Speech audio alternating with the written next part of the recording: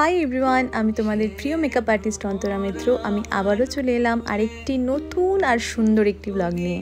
এই ব্লগটি আমার কাছে খুবই স্পেশাল, কারণ সেদিন ছিল আমার বার্থডে, সাথে শ্রাবণের তৃতীয় সোমবার, আর তার সাথে সাথে ছিল তন্ময়দের বাড়িতে শিব পুজো। সেই দিনটা কি করে কাটালাম পুরোটাই তোমাদের সাথে শেয়ার করতে চলে এলাম। আশা করছি তোমরা আমার আগের ভিডিওতে দেখেইছো, তন্ময় এসেছিল আগের দিন রাত 12টায় আমাকে সারপ্রাইজ দিতে, আর ও চলে যাওয়ার পর সব কিছু গুছিয়ে আমাদের শুতে শুতে প্রায় রাত 3টে বেজে গিয়েছিল। আগে থেকেই ওর মা আমাকে বলে রেখেছিল পুজোর দিন সকাল সকাল চলে আসতে, তাই যেদিন করে সকাল সকাল উঠে কোনো কাজ থাকে সেদিন করে রাত্রিবেলায় কেন জানি না ঠিকঠাক ঘুমই হতে চায় না টেনশনে। কিন্তু ঠাকুরের আশীর্বাদে ঠিকঠাক টাইম মতো ঘুম ভেঙে গিয়েছিল। তারপর ফ্রেশ হয়ে স্নান সেরে নিয়ে বাবা মা আর আমাদের বাড়ির ঠাকুরগুলোর আশীর্বাদ নিয়ে বেরিয়ে যায় ওদের বাড়ি যাওয়ার জন্য। আর এইদিকে আমার বাবা দাঁড়িয়েছিল টোটো ঠিক করে দেওয়ার জন্য। এই যে আমার পাগলি বোনটাকে দেখতে পাচ্ছ, এ প্রতিবারের মতন আমার বার্থডের আগের দিন চলে আসে রাত্রেবেলায় আমাকে সারপ্রাইজ দেবে বলে। এই তো টোটো চলে আসে আর আমি উঠে যাই, সবাইকে বাই করে রওনা হয়ে যাই ওদের বাড়ি যাওয়ার উদ্দেশ্যে। সেদিন আমি খুবই এক্সাইটেড ছিলাম, কারণ এত সুন্দর একটা দিন ছিল, সাথে এত সুন্দর ওয়েদার। তার উপরে এই প্রথম আমি এত বছরে ওদের বাড়ির পুজো সারা দিন থেকে দেখতে পারবো। কথা বলতে বলতে এই তো আমি টুক করে ওদের বাড়ি পৌঁছেও গেলাম। Hello, good morning. Good morning. আমাদের ভোলুকে নিয়ে চলে গেছে না। হ্যালো, হাই মামা। তুলি গো চুনা চুনা মামা। ঢুকেই দেখি আমাদের পুচকু সোনা মাম্মামটা ঘুম থেকে উঠে গেছে আর খাওয়াচ্ছিল ওকে। তারপর দেখো এখান থেকে কে উকি মারছে, ও হলো তন্ময়ের ভাই। এরপর আমি এদিক ওদিক উকি দিয়ে মহারাজকে খুঁজছিলাম। তারপর গিয়ে দেখি এদিকে আমার মহারাজ ভাইকে দিয়ে ভাগনাকে দিয়ে শরীর টেপাচ্ছে। মানে সত্যি এখানে কিছুক্ষণ ওদের সাথে সময় কাটিয়ে তারপর আমি চলে যাই ঠাকুর ঘরে। টুকিটাকি যেগুলো গোছানোর ছিল, যেমন মালা গাঁথা, পুষ্পপত্র সাজানো, এইসবই করতে। মালা গাঁথতে গাঁথতে হুট করে শুনি ঢাকের আওয়াজ হচ্ছে, তো দৌড়ে ছুটে চলে যাই বাইরে, কারণ আমি একটা মুহূর্তও মিস করতে চাই না। আর এদিকে দিদি মাসি ওরা সবাই ভোগ রান্নার সবকিছু আয়োজন করছিল। যেহেতু ঢাক চলে এসছে আর ঢাককেও বরণ করে নিতে হবে, তাই এদিকে মা সব কিছু গুছিয়ে ঢাক বরণ করতে চলে যায়। এইসব ছোট ছোট মুহূর্তগুলো না আমি প্রতিবার মিস করে যেতাম, শুধু রাতে যেতাম প্রসাদ খেতে। কিন্তু সত্যি এবার আমার খুব সৌভাগ্য যে একই দিনে আমার আর ওদের বাড়ির ভুলুর জন্মদিন একসাথে পড়েছে, আর আমি সারাটা দিন ওদের বাড়িতে থেকে ভুলুর পুজো দেখতে পারবো। এবার চলে এসেছে সেই মুহূর্ত, যেই মুহূর্তটা সত্যি খুবই ইমোশনাল আমাদের সবার জন্য, বিশেষ করে মায়ের জন্য। কারণ 1 বছর ধরে এই ভুলুর পুজো দেওয়া, ওকে আগলে রাখা, ওর যত্ন করা, যত রাগ অভিমান ভালোবাসা সব কিছু ওর সাথে ভাগ করে নেওয়া, এই সবগুলো যখন চোখের সামনে ভেসে ওঠে ওকে বিদায় দেওয়ার সময়, তখন মা আর নিজের চোখের জলকে ধরে রাখতে পারে না। আর এবার কেন জানি না সবটা নিজের চোখে দেখার সুযোগ পেয়েছিলাম, তো আমিও নিজের চোখের জলকে আর ধরে রাখতে পারিনি। কিন্তু আবার আরেকদিকে এটা ভেবেও খুশি ছিলাম আমরা সবাই যে আমরা ভুলুকে আবার নতুন করে পাবো। যাই হোক, এরপর আর যা যা বাকি ছিল, মানে বেলপাতার মালা গাঁথা আরও টুকিটাকি অনেক কিছু, সেগুলো আমি করে নিচ্ছিলাম। তারপর আমি জোকার শুনতে পাই আর দৌড়ে গিয়ে দেখি যেখানে রান্না হবে সেখানে মা পুজো দিচ্ছে। আর এগুলো আমি কিছু মিস করতে চাইনি, তাই সবটা আমি ক্যাপচার করার চেষ্টা করেছি। তারপর এদিকে এসে দেখি বাবা আর এক দাদা আর সব থেকে বড় যে মানুষ ছিল সেখানে, সে হলো তন্ময়ের ভাগনা। ওরা সবাই যাচ্ছে ভুলুকে ভাসান দিতে। ভুলু টাটা চলে গেল। ওরা সবাই ভুলুকে নদীতে ভাসান দিতে নিয়ে গেছিলো, আমি যাইনি সেখানে, কিন্তু আমার ফোনটা তন্ময়ের কাকাতো ভাই মানে অঙ্কুরের কাছে দিয়ে দিয়েছিলাম, ও সব কিছু ক্যাপচার করেছিল। নদীর ধারে ওখানে যা যা রিচুয়ালস ছিল ওরা সব করে নিয়ে ভুলুকে জলে ভাসিয়ে দিয়েছিল। আর এইদিকে বাবাই মানে ওর ভাগনা, ওকে তন্ময় ভীষণ ভয় পাওয়াচ্ছিল, টেনে নিয়ে জলে চোবানোর চেষ্টা করছিল। বেচারা খুব ভয় পেয়েছিল তখন। সত্যি যেমন মামা তেমন তার ভাগনা, দুজনেই ভীষণ দুষ্টু। এতক্ষণ কত ভয় না পাচ্ছিল, এখন দেখো নিজেই লাফালাফি করছে জলে। এরপর ও ঘট নিয়ে 3 বার ডুব দিয়ে ঘটে ভুলুর জন্য জল নিয়ে বাড়ি যাবে।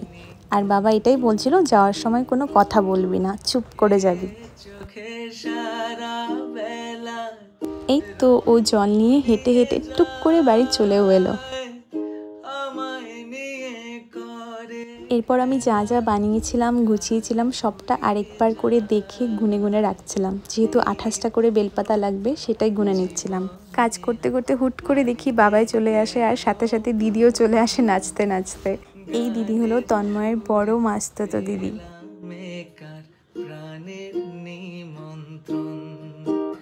আজ গুন গুন গুন কুঞ্জে আমার একই গুঞ্জন।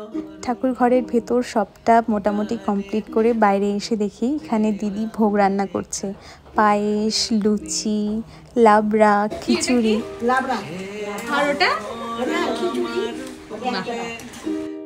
তন্ময় এবার এই ফুলের চেনগুলো নিয়ে এসেছিল, আমি এই ফুলের চেনগুলো দিয়ে পুরো ঠাকুর ঘরটাকে সাজিয়ে নিয়েছিলাম। উপরে যে লাইটগুলো দেখতে পাচ্ছ সেগুলো কিন্তু বাবা লাগিয়েছে, কি সুন্দর করে লাগিয়েছে না। এই যে দেখো মাকে কত খুশিতে পুরো নাচছে এই দুটো ফুলের তোড়া পেয়ে। মার খুব ইচ্ছে ছিল যে ভুলুর দুপাশে এরকম দুটো ফুলের তোড়া দিয়ে ভুলুকে সাজাবে, তো এবার মার ইচ্ছেটা তন্ময় পূরণ করে দিয়েছে। আমি না ইচ্ছে করে আরও একটা সুন্দর করে মোটা সাদা ফুলের মালা বানানোর জন্য বসে গিয়েছিলাম। মালা বানাচ্ছিলাম আর ভাবছিলাম কখন ভুলু আসবে। এই যে দেখো আমাদের সব থেকে বড় ঢাকি, সত্যি খুব সুন্দর ঢাক বাজায়। এই তো দেখো আমাদের ভুলুও চলে এসছে।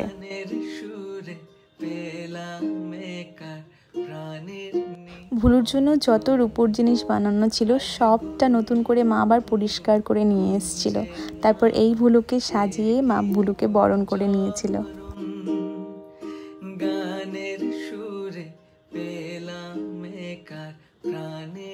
এই যে দেখতে পাচ্ছ ভুলুকে যে সাদা ফুলের মালাটা দিয়ে সাজানো হচ্ছে, এই মালাটাই আমি কিছুক্ষণ আগে বানিয়েছিলাম। তারপর আমি গিয়ে ছট করে রেডি হয়ে নিই। আমার মা আমাকে বলেছিল শাড়ি পরতে, তো এই লাল শাড়িটা দিয়ে দিয়েছিল, তো সেটাই পরে একটু রেডি হয়ে নিয়েছিলাম। দেখো তো তোমরা আমাকে কেমন লাগছিল শাড়িতে, খুব সিম্পলভাবে সেজেছিলাম। তোমরা জানিও কিন্তু আমাকে কেমন লাগছিল। রেডি হয়ে নিয়ে একটু সোনা মাম্মামকে নিয়ে খেলছিলাম আর ওয়েট করছিলাম কখন পুরোহিত মশাই আসবে। এই যে পুরোহিত মশাই চলেও এসছে আর পুজোতে বসেও গিয়েছে। এদিকে পুরোহিত মশাই পুজো শুরু করছিল আর আমরা সবাই অপেক্ষা করছিলাম তন্ময়ের আসার। যেহেতু 2 বছর ধরে ওই পুজোতে বসে, তো ওর জন্যই অপেক্ষা করছিলাম। ও গেছিল রেডি হতে। এই যে দেখো রেডি হয়ে চলেও এসছে, একদম লাগছে না পুরো পুরোহিত। যেহেতু আমি সকাল থেকে একদমই উপোস ছিলাম আর দুপুর হয়ে গেছিলো, তো খুব জল তেষ্টা পেয়েছিল। তো ফ্রিজে গিয়ে দেখি লিমকা রয়েছে, তো সবাইকে একটু একটু করে দিয়ে আমিও খেয়ে নিয়েছিলাম। আর এদিকে গিয়ে দেখি ঢাকের তালে সোনা মাম্মাম বসে বসে নাচছিল, তো ওকে কোলে নিয়ে আমিও একটু নেচে নিয়েছিলাম। তারপর ও গিয়ে পুজোতে বসে যায় আর পুজো পুরোপুরিভাবে শুরু হয়ে যায়।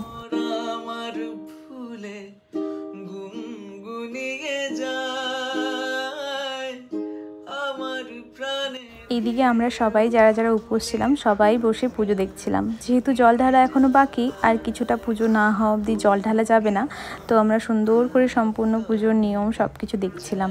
আর ততক্ষণে এইদিকে আরতি শুরু হয়ে যায়। পুরোহিত মশাইয়ের আরতি করার পর আমাকে মা আরতির বাতিটা দিয়ে বলেছিল সবাইকে এক এক করে আরতির তাপটা দিয়ে আয়।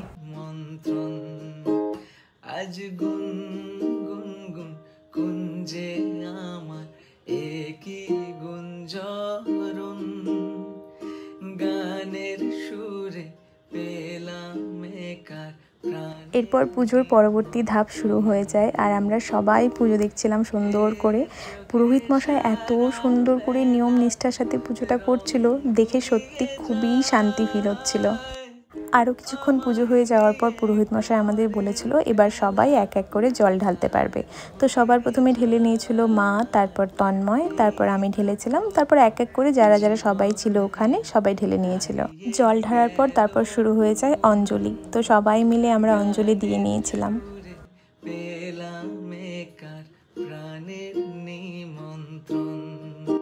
এখন হবে মেইন যজ্ঞ। যজ্ঞের শিখাটা কত উঁচুতে উঠেছিল। আমি শুনেছি যজ্ঞের শিখা বলে অনেক উঁচুতে ওঠা খুবই শুভ। আমি তো কিছুক্ষণের জন্য ভিডিও নিয়েছিলাম, কিন্তু আরও উঁচুতে উঠেছিল। সত্যি এত সুন্দর লাগছিল দেখতে, বলার মতন না।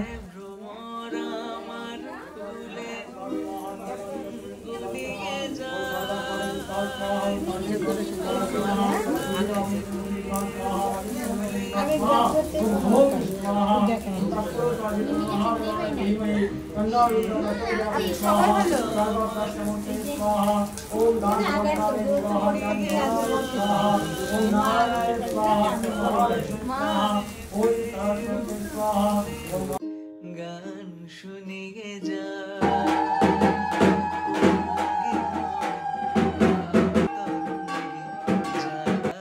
এখন বাজে ঘড়িতে প্রায় ওই 5:30, আর পুজোও প্রায় শেষের দিকে। যজ্ঞের আগুনটাও নিভিয়ে দিচ্ছিল, আর সবটা খুব সুন্দর করে সম্পন্ন হয়েছিল। আজ গুন গুন গুন কুঞ্জে আমার। এরপর পুরোহিত মশাই সবাইকে ডেকে ডেকে এক এক করে যজ্ঞের ফোঁটা লাগিয়ে দিচ্ছিল আর চরণামৃত দিচ্ছিল। এবারের মতন পুজো শেষ, আর পুজো শেষ করে আমি চলে গিয়েছিলাম মাম্মামকে দেখতে, যে ও কী করছে। দেখি ওকে খাওয়ানোর চেষ্টা করছিল, খেতেই যাচ্ছিল না। তারপর আমি বললাম দাও তো দেখি আমাকে, আমার কাছে খায় কিনা। তারপর দেখলাম আমার কাছে একটু খেলো। তারপর দিদি এক এক করে সবাইকে নারায়ণের সিন্নি প্রসাদ দিচ্ছিল উপোস ভাঙার জন্য। সারাদিন উপোস থাকার পর প্রথমবারের মতন এটা খেয়ে কেন জানেন এটাই অমৃতের মতন লাগছিল। এবার না সেভাবে বসিয়ে কাউকে খাওয়ানো হয়নি, খুব যারা কাছের ছিল নিজেদের লোক তারাই এসছিল। বাকি সবার বাড়িতে প্যাক করে করে প্রসাদ পাঠানো হয়েছিল। প্রসাদে ছিল ফল, পোলাও, পনিরের সবজি আর লুচি পায়েস। আর সেগুলো প্যাক করছিল এক বৌদি, তন্ময় আর বাবা। এরপর আমি চলে গিয়েছিলাম ঠাকুর ঘরে ভোগের প্রসাদগুলো আনতে। যারা যারা আমরা উপোস ছিলাম তাদের মধ্যে অনেকেই ভাত খেয়ে নিয়েছিল উপোস ভেঙে, আর আমি কিছু খাইনি, তন্ময়ের অপেক্ষা করছিলাম কারণ ও কিছু খায়নি। তো আমি একেবারে ভোগের প্রসাদ নিয়ে এসে একসাথে বসে দুজনে খেয়ে নিয়েছিলাম। তারপর খেয়ে এসে দেখি এদিকে সবাই নাচানাচি করছে।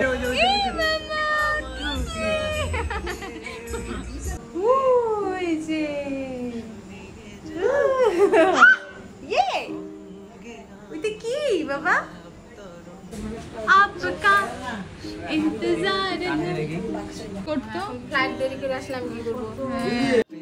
আমার বাড়ি থেকে মা ভাই বোনেরা ওরা এত তাড়াতাড়ি এসছে যে বলার কিছু নেই। সবার খাওয়া কমপ্লিট, চলে গিয়েছে খেয়ে দিয়ে। তন্ময় চলে গিয়েছে সবার বাড়িতে প্রসাদ দিতে, তারপরে এসছে ওরা। জানি ভিডিওটা অনেকটা বড় হয়ে গেল, কিন্তু দাঁড়াও এখনও কিন্তু ভিডিও শেষ হয়নি। লাস্টে আবারও একটা সারপ্রাইজ আছে, যেটাও খুবই আনএক্সপেক্টেড ছিল। সারাদিন না পুজোর ব্যস্ততায় আমি ভুলেই গিয়েছিলাম যে আজকে তো আমার বার্থডেও ছিল। হ্যাপি বার্থডে টু ইউ,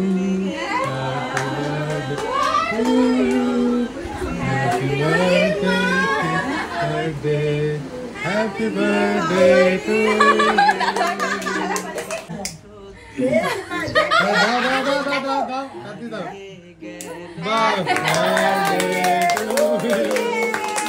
সব কিছু মিলিয়ে দিনটা এত সুন্দরভাবে কেটেছে, আর আমাকে সবাই এত স্পেশাল ফিল করিয়েছে যে সত্যি আমি নিজেকে খুব লাকি ফিল করছি।